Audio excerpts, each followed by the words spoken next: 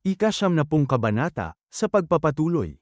Makikita ang mga alagad ng Heavenly Demon Cult na nakatingala sa langit habang nakikita ang dugong nakalutang sa ere. Itinutok nila ang kanilang mga espada paitaas at sabay-sabay na sumigaw, hindi matitinag ang pinakamataas na tagapagtanggol ng Heavenly Demon dahil lang sa ganyan. Sabay-sabay kayong umatake. Makikita ang Blood Demon sa himpapawid habang papalapit sa kanya ang mga enerhiyang hinubog sa anyong espada. Ngunit ni Katie ting nakaba ay hindi ito nagpakita. Sa halip, ibinaba niya ang kanyang palad. Sa sumunod na sandali, isang pulang pader ang lumitaw sa kanyang harapan at hinarang ang mga tao at mga enerhiyang espada.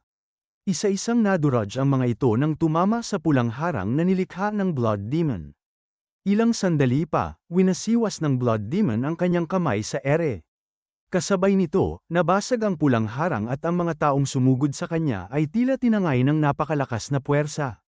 Lumipad sila palayo at bumagsak sa lupa habang malalakas na sumisigaw sa sakit. Ang mga nabasag na piraso ng harang ay tumama rin sa mga mandirigma ng Heavenly Demon Cult sa ibaba, habang ang alikabok sa paligid ay nagkalat sa hangin. Natatakot na sabi ng isa, ang pinakamataas na tagapagtanggol ng Heavenly Demon. Dagdag pa ng isa, na hindi makapaniwala, ang pinakamalakas na unit ng labanan ng Heavenly Demon Cult ay napabagsak ng ganito kadali. Sa ere, ikinumpas ng Blood Demon ang kanyang daliri pataas. Mula sa isang espadang nakasabit sa kabayo, bigla itong lumutang sa hangin. Muli niyang ikinumpas ang kanyang mga daliri at tila kinontrol ang espada. Lumipad ito patungo sa mga mandirigma ng Heavenly Demon Cult at sunod-sunod na tumama sa kanilang mga ulo. Mistulang sumasayaw ang espada habang walang tigil na tumutusok sa mga kalaban, kasabay ng kanilang malalakas na daing ng sakit. Nagulat si Chon Taejong at napasigaw, nang may nauutal na tinig na iyan ba ay ang sword key projection. Bahagyang napaatras ang isang general at agad na sumigaw, umatras kayo. Mag-urong muna tayo, ngunit makalipas lamang ang ilang sandali, tinamaan din siya ng espada at tumagos ito sa kanyang katawan. Patuloy na umikot ang espada sa gitna ng mga kalaban, na para bang isang mabangis na peteng na walang habas na sumusunggab sa mga tao. Habang pinagmamasdan ito, nanginginig na bulong ni Chon Taejong, hindi maaari, hindi maaari. Dagdag pa niya, akala ko ang pagkamatay ng 8 demonic lord ay bahagi ng isang malaking pakana. Sigurado akong nabitag sila sa isang masalimuot na bitag. Tumingin siya kay Blood Demon sa ere at nagpatuloy, pero natalo sila ng Blood Demon, ng iisang tao lamang. Ngayong nakikita ko ito sa sarili kong mga mata, naiintindihan ko na. Hindi natin kailanman matatalo ang Blood Demon. Ilang sandali pa, bumalik sa kamay ng Blood Demon ang espada matapos nitong paslangin ang napakaraming sundalo. Isang napakalaking ngiti ang makikita sa kanyang mukha. Habang nakalutang sa ere, pinagmasdan niya ang mga bangkay sa ibaba at sinabi, "Gusto ninyo pa bang magpatuloy?" Tahimik lamang na tumingala si Chon Taejong. Makikita sa kanyang mukha ang matinding pagkabigla habang iniisip, ang pinakamataas na tagapagtanggol ng Heavenly Demon ay nabura ng tuluyan sa loob ng wala pang kalahating oras. At iisang tao lang ang gumawa nito. Anumang paraan ang gamitin namin, hindi na mababaliktad ang agos ng digmaang ito. Wala na kaming pagpipilian kundi tanggapin ito. Nagtagis ang kanyang mga ngipin sa inis at sumigaw, hindi namin kayang manalo sa digmaang ito.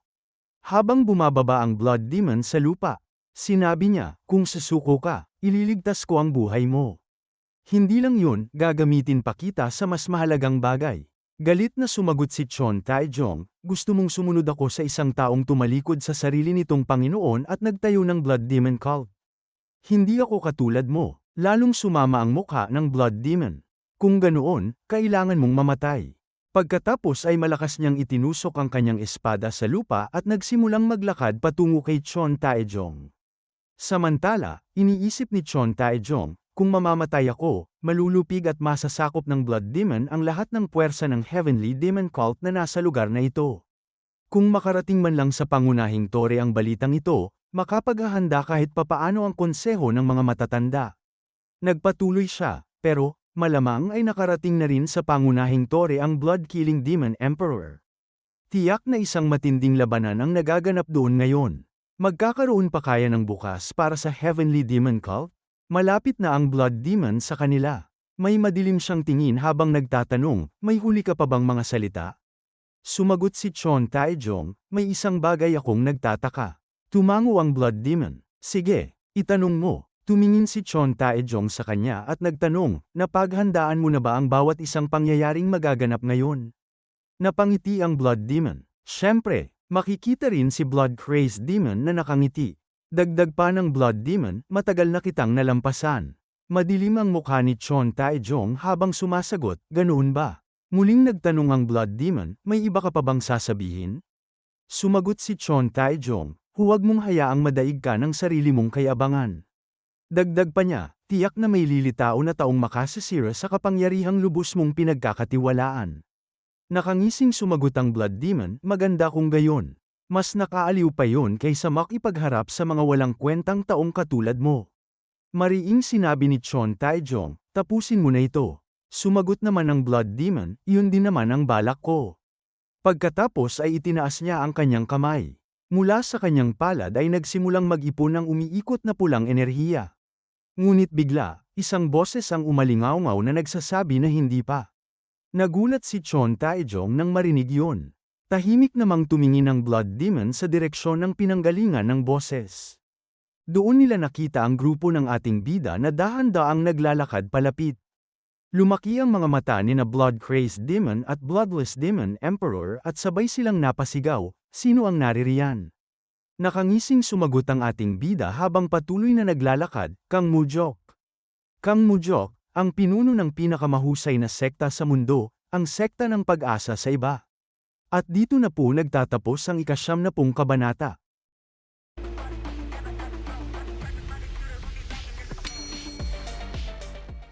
ika-71 kabanata, sa pagpapatuloy.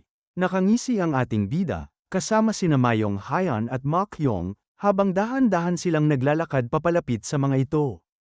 Kapansin-pansin ang kanyang kumpiyansa na para bang wala siyang pakialam sa tensyon na bumabalot sa buong lugar. Samantala, tahimik namang nakasunod sa kanya sina Mayong Hayan at Ma Kyong habang maingat na pinagmamasdan ang sitwasyon. Nakatingin ang mga ito sa kanila habang napasabi si Bloodless Demon Emperor, ang pinakamahusay na sekta ng pag-asa sa iba. Hindi ba't madalas na nating naririnig ang pangalang yan? Napangisi naman ang Blood Demon at sinabi, tama nga. Muling napasigaw si Bloodless Demon Emperor, hindi ba't yan ang lugar na may kaugnayan sa Blood-Killing Demon Emperor? Nakangiting sinabi naman ng ating bida, tama ka. Iyan mismo ang dahilan kung bakit ako narito. Napalaki ang mata ni Bloodless Demon Emperor at napasabi, ang usapin tungkol sa Blood-Killing Demon Emperor. Nakangiting sinabi pa ng ating bida, simula ngayong araw, aalis na sa Blood Demon Cult ang Blood-Killing Demon Emperor. Napangiwi naman ang mukha ng Blood Demon nang marinig yon. Bahagya pang kumaibat ang kanyang mga mata na tila hindi niya nagustuhan ang kanyang narinig. May hindi rin makapaniwalang mukha si Bloodless Demon Emperor nang sabihin niya, ano? Aalis sa kulto, ang Blood-Killing Demon Emperor. Nakalagay ang kamay ng ating bida sa kanyang baywang habang sinasabi, hindi ka naman loro para ulit-ulitin ang bawat salitang sinabi ko. Gayunpaman, tandaan ninyo ito, at mula ngayon ay huwag na ninyong galawin kahit isang daliri ang Blood-Killing Demon Emperor. Sinabi sa kanya ng Blood Demon, sumasang-ayon ba rito ang Blood-Killing Demon Emperor? Muling sinabi ng ating bida, hindi ba't napakalinaw naman yan? Ang Blood-Killing Demon Emperor, si Red Moon, ay miyembro ng aming sekta ng pag-asa sa iba. Nakangising sinabi sa kanya ng Blood Demon, at kung sabihin kong hindi ko siya hahayaang umalis. Ibinuka ng ating bida ang kanyang kamay at nakapikit na sinabi, kung ganoon, wala akong ibang pagpipilian. Muling sinabi ng Blood Demon, mas matalino ka pala kaysa sa inaasahan ko. Sumusuko ka agad ng ganito kadali. Napataas ang kilay ng ating bida at sinabi niya, bubugbugin ko na lamang kayo at saka ko siya kukunin. Ganoon lang ka-simple. May takot sa mukha ni Mayong Hayan at nagulat na sinabi, Panginoon ko.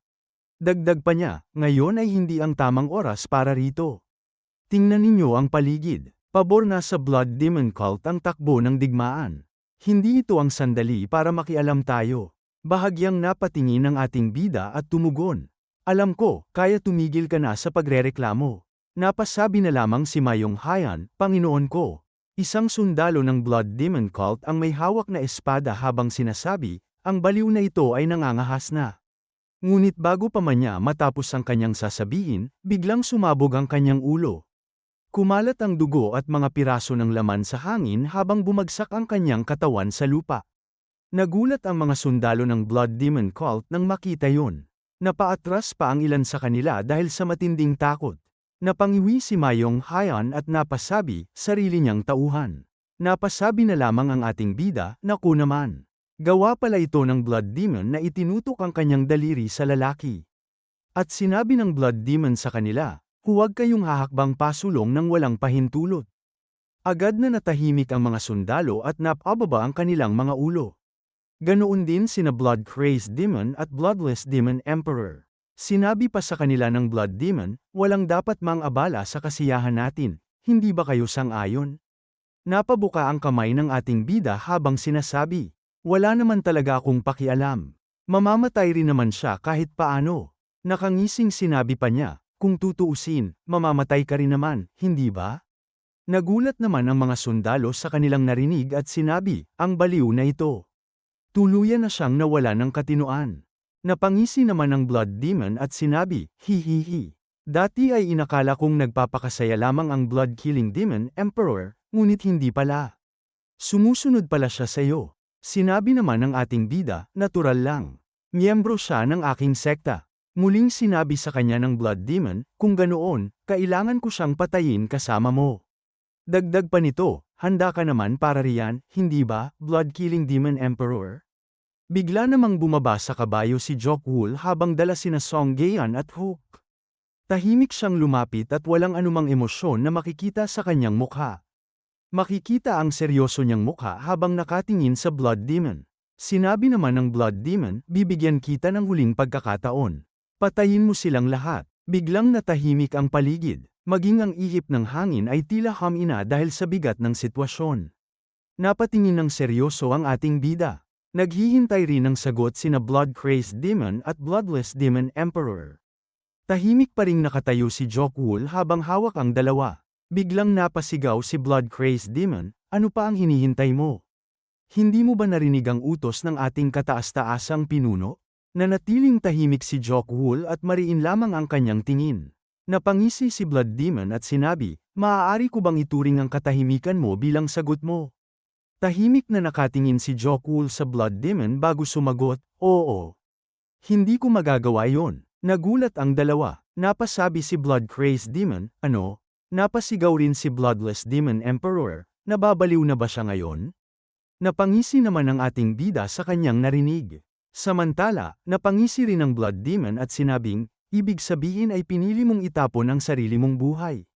Ibinaba ni Jokwool sina Song Gaean at Hook sa kanyang tabi. Seryoso siyang tumingin at sinabi, isipin ninyo ang gusto ninyong isipin. Naiinis na sinabi ng Blood Demon habang mahigpit na nakatikom ang kanyang mga ngipin, ano ang sinabi mo? Ibinuka naman ni Jokwool ang kanyang mga kamay at may inis na sinabi, buwisit. Kalimutan na natin ito, kalimutan na natin ito. Bahala na, mabubuhay ako sa paraang gusto ko. May hindi makapaniwalang mukha ang dalawa habang sinasabi, Blood-Killing Demon Emperor, tuluyan ka na bang nawala ng katinoan? Sumigaw si Jokwool na may naiinis na mukha, oo. Nawalan na nga ako ng katinoan. Minsan ka lang mamamatay, hindi 2 beses. Hindi ko nahahayaang pigilan ako ng mga bagay na tulad niyan. Dagdag pa niya, pero hindi rin ako mamamatay ng tahimik. Marami akong isasama sa akin kapag oras ko na.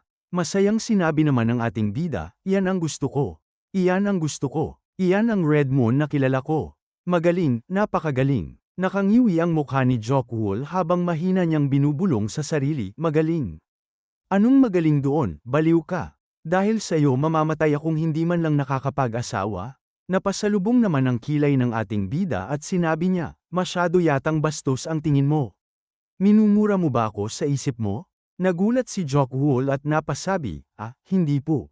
Siyempre hindi, sila lang ang minumura ko sa isip ko. Napasabi naman ng ating bida, ayan, magaling. Nagunat-unat siya ng katawan habang sinasabi, ganap na ganap ni Red Moon ang kanyang papel. Agad namang lumayo sa kanyang tabi sina Mayong Hayan at Mokyong. Seryosong sinabi niya, at ngayon, oras ko naman. Nagpalabas ng napakalakas na killing intent ang Blood Demon. Biglang bumigat ang atmosfera sa paligid at tila lumamig ang hangin dahil sa kanyang nakakatakot na presensya. Naiinis na sinabi nito, hihihi. Mukhang magiging napakasaya ng araw na ito. At dito na po nagtatapos ang ika-71 kabanata.